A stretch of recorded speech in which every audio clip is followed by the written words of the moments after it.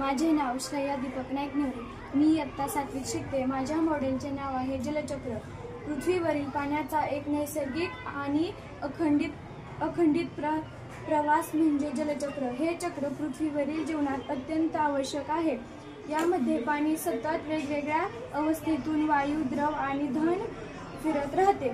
चक्रात चार प्रकार पडतात. एक, बाष्पीभवन.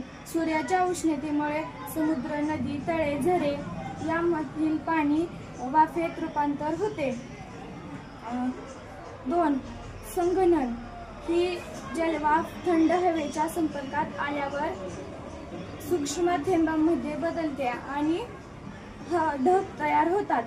3, पर्जन्य. ढग जड झाल्यावर त्यातील थेंब पावसाच्या, हिमवर्षावाच्या किंवा गारांच्या रूपात पृथ्वीवर पडतात. 4, संचयन. हे पाणी पुन्हा नद्या, तळी, समुद्रात एकत्र होतात.